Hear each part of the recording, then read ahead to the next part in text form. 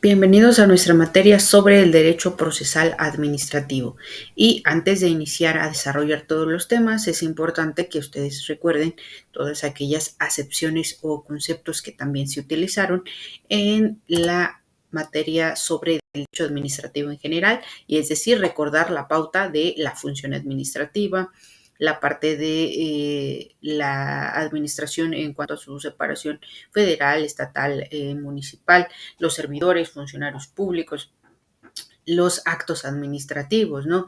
En este caso vamos a iniciar con esta que es recordar sobre precisamente que tanto la función administrativa como la jurisdiccional se realizan mediante actos jurídicos que implican ejecutar la ley o aplicarla a un caso concreto. La primera se hace de manera continua y permanente, mientras que la segunda requiere el planteamiento de una persona que haga de un conflicto por resolver. Orgánicamente, el acto administrativo será producido por los entes del Poder Ejecutivo y el jurisdiccional saldrá de una dependencia del Poder Judicial.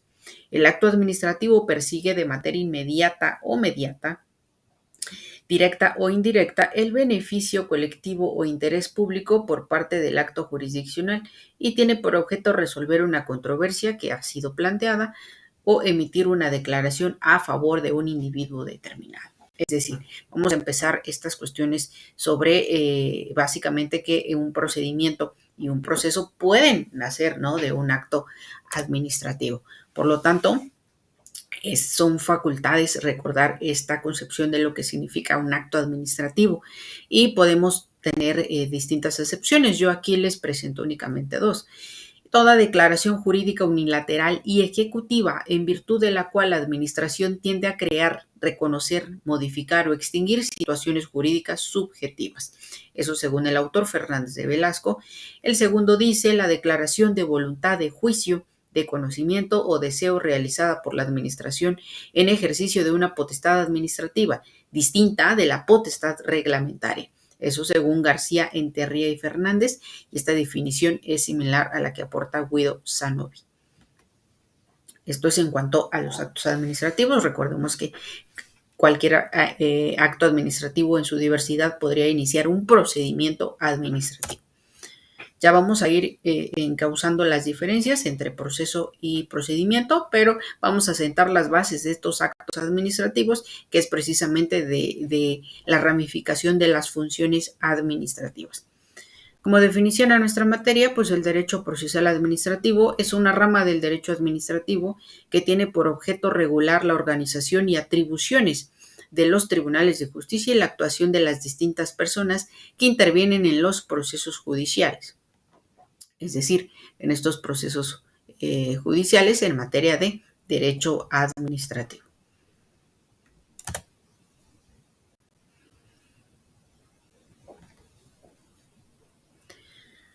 Ahora bien, la mayoría de los casos planteados ante los tribunales o órganos jurisdiccionales son conflictos de intereses entre particulares o la necesidad de proteger los derechos de los gobernados frente a alguna autoridad. Por su lado, el acto administrativo se produce para la consecución de finalidades de naturaleza colectiva, permitir que el Estado alcance fines de carácter material o cultural, aunque también va dirigido generalmente a personas concretas. Ejemplo, un permiso, el cobro de impuestos, una concesión o la propia expropiación.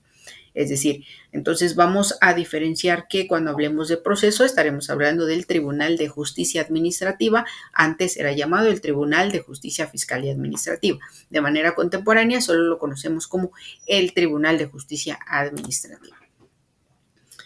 Y antes de pasar a los distintos otros actos, me gustaría también citar aquellos principios constitucionales que se presentaban en materia de los actos administrativos, ¿no? La Constitución Federal fija requisitos de los actos administrativos en los artículos 16 y 14, que en lo conducente prevén: nadie puede ser molestado en su persona, familia, domicilio, papeles o posesiones, sino en virtud de mandamiento escrito de la autoridad competente que funde y motive la causa legal del procedimiento. A ninguna ley se le dará efecto retroactivo en perjuicio de persona alguna, según el artículo 14.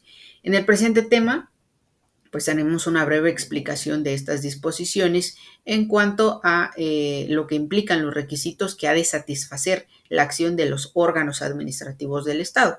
La primera es la competencia, ya que es la posibilidad que tiene un órgano de actuar y la ley le asigna al órgano determinados asuntos que puede o debe atender. Por su parte, las facultades se refieren a los servidores públicos, o sea, a la aptitud que estos reciben de la legislación para emitir los actos necesarios a fin de ejercer una competencia del órgano.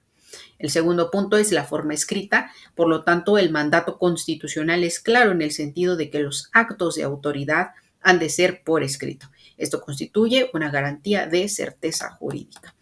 El tercer punto es la fundamentación. Fundamentar un acto implica indicar con precisión qué ley o leyes o cuáles son sus artículos aplicables al caso, originan y justifican su emisión. No señalar las normas que dan fundamento legal al acto vicia al mismo acto administrativo. La motivación. El motivar un acto administrativo consiste en describir las circunstancias de hecho que hacen aplicable la norma jurídica al caso concreto. La motivación es la adecuación lógica del supuesto de derecho a la situación subjetiva del administrado. Como punto número 5 tenemos el principio de legalidad, que toda actividad del Estado, ya sea función administrativa, jurisdiccional o legislativa, debe ajustarse a la ley. Así, los actos de los órganos del Poder Ejecutivo han de ser producidos conforme a disposiciones previamente emitidas por el legislador. Si en términos generales el particular puede hacer todo lo que la ley no le prohíba, la administración pública solo puede hacer lo que la ley le permita expresamente. Y el último punto es el principio de no retroactividad, y este principio de la no retroactividad que el artículo 14 constitucional indica para la ley es aplicable a los actos administrativos, puesto que los órganos de la administración pública actuarán ejecutando la ley. Es lógico concluir que sus acciones deben seguir las características de esta. Y así es como podemos desarrollar estos principios constitucionales para que, por supuesto, el acto administrativo sea válido. Vamos a encontrar también, y no hay que confundirlos, sino que diferenciarlos, es decir, encontramos actos de gobierno, actos políticos y actos públicos. Como actos de gobierno, de manera resumida, entendemos que la manifestación de la naturaleza política que realiza la administración pública, la cual no puede ser acatada por vía jurisdiccional. Los actos políticos pueden ser emitidos por particulares o por el Estado y son aquellos que persiguen obtener o conservar el poder. El acto público es el que emiten los órganos de gobierno en ejercicio de la función legislativa, administrativa o jurisdiccional. Dicho de otra forma, es una manifestación de voluntad de un órgano del Estado en uso o potestades de derecho. Y aquí donde emanaba la importancia de recordar nuestras autoridades administrativas. Nos estaremos viendo en nuestra próxima cápsula informativa y muchas gracias por su atención.